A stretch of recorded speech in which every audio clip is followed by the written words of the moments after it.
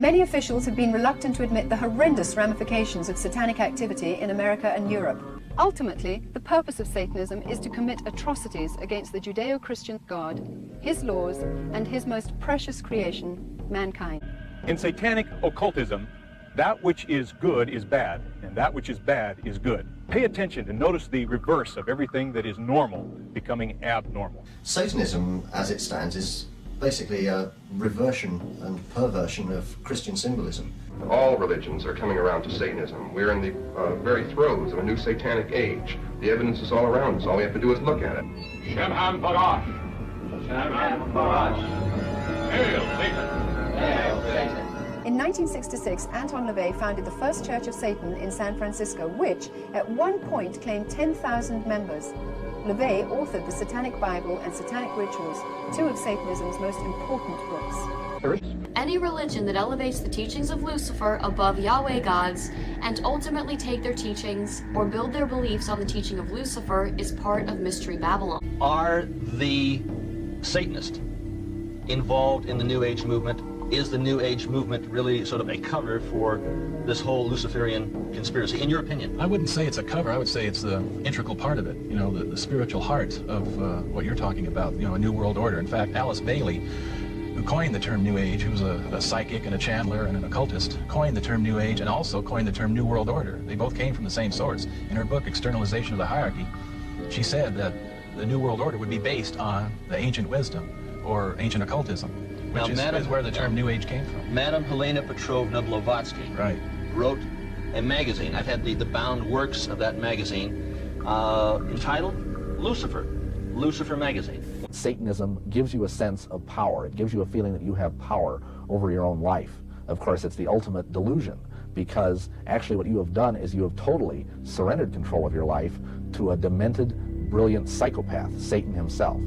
Witchcraft to the majority of people on the outside tends to smack of Satanism, which it is not. The actual religion of witchcraft is based on the universal religion of paganism, which is at the root of all civilizations. It's a prehistoric religion, and that gives us the sustenance to continue by linking in with the planetary and seasonal cycles and becoming at one with the planet. So most people involved in witchcraft tend to be ecologically minded. They tend to love animals and also be gregarious and willing to help and serve others. And that's as far removed from the image of Satanism as you could get. But bound up in the religion of witchcraft, there is also the practice of magic. And magic is a power. It's an abstract power. It's the power of genius and creativity which courses through the universe. It's nothing at all secular. It can be applied by anyone. And magic is the method or the technique whereby you apply that formula. The power is a natural power. It's one that anybody can use. It actually holds you up. Magic is the intensive creative power which gives you thought, gives you reason to be. It's not secular at all. So therefore, the application of it is a question of technique rather than belief. Once you understand that magic does work, you can use it for all facets. There's been a lot of talk about black and white magic, and it's important to distinguish between the two. There isn't a generic kind of magic which is black. There is magic, pure and simple, but the use of it depends on the good taste of the operator. Now, unfortunately, there are people in creation, there must be room for them, for all potentialities, it's unfortunate, but they do exist, who are more inclined towards the sinister aspects of magic, towards the darker aspects, primarily because it gives them either a vicarious thrill or an excuse for their own sexual abnormalities. So there's nothing wrong with that, providing they do not harm another. We're not evangelical in the sense that we try to push it on other people, but we are here as an access point so that people can reach out to us. We never refuse any inquiries at all. And to bring about what they call a new world order. Well, I think in this election year, we've heard a lot about values, Geraldo. We've heard a lot that our little children should be saying the Pledge of Allegiance to the flag. Mr. Aquino has identified himself as an antichrist. He preaches that as the leader of the Temple Sat. I don't think I'm misquoting him. I find it inconceivable that we can have candidates talking about one nation under God and having our children say that, yet by the same token, we can have somebody in our army as a colonel leading our troops in battle who are opposed to the very concept of God and whose whole purpose it is to fight against God. Worshiping of Satan is not a crime in the United States of America. It's protected under the First Amendment. They're not committing any crime. There's nothing that the United States law enforcement can do. It's not against the law to be a Satanist or to be a member of a witchcraft group, you know, or to be a doorknob worshiper. I don't really care what your form of religion is. I don't investigate the religion. It's the crime I investigate. I can't definitively tell you that it is. What I can say is, I now believe that ritual abuse programming is widespread, is systematic, is very well organized from highly esoteric information, which is published nowhere, has not been on any book or talk show, that we have found all around this country and in at least one foreign country. I know when I was involved in the Church of Satan, they were very proud of the fact that there was not a single military installation in the world that did not have an outpost of avowed Satanists. Satanists are drawn to the military because of the idea of war and death. You see, they view war as one gigantic human sacrifice. I mean, look at wars. Look at wars that are happening in the world today. Look at the tens of thousands of people that are being slaughtered in warfare today. That's also a kind of human sacrifice. I think we have to consider the possibility that some kind of demonic force is thriving on this and being nourished by it. And that's one of the things that we need to do as human beings, is to separate ourselves from that and say, no, we will not do that. We will not feed that energy. Have you ever looked at your birth certificate? Have you noticed the red CUSIP numbers on the bottom? CUSIP is the acronym for Committee on Uniform Security Identification Procedures, a committee of the American Bankers Association. A CUSIP number is used to identify a financial asset or bond. This bond is a security note on the New York Stock Exchange. Why?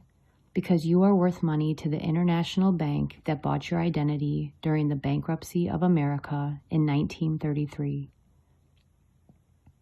James Bauer, an American neuroscientist, created the Genesis simulation software that can manipulate nerve cells through neural systems. In layman's terms, these electronic emissions and wireless frequencies can hack your human body and mind. Genesis can also be used with Yale University software Neuron, which targets the nervous system. Did you know that St. Jude Medical Company has created an implanted Genesis device? Is it a coincidence that Bauer graduated from a Jesuit school? A more famous talking head of the brain implant agenda is Elon Musk. The chip and vaccine agenda is completely 100% anti-Christ. It was the cult of Apollo that created the Roman Empire and the enslavement through debt. These traditions have been passed down to the black nobility. Today's elites are still using these same methods to brainwash and control the world. And the quickest way into the minds and the hearts of people is through global communication. The oldest Scalchis are considered to be one of the top black nobility families on earth and have command over CERN. Their ancestry traces back to Cernobio, Italy, which is where the name derives. Fabiola Giannotti is the current Roman director, and if you study the logo, you can see the 3 6s, which is the number of Satan. CERN also displays a statue of goddess Shiva, who is known as the Destroyer, and in her image symbolizes the destruction of the world. In the King James Bible, Revelations chapter 13 says, "They worship the dragon who gave authority to the beast, and he deceives those on earth, and it is he who causes all, both small and great, rich and poor, free and slave, to receive a mark on their foreheads, and that no one may buy or sell except the one who has the mark of the beast or the number of his name. His number is 666.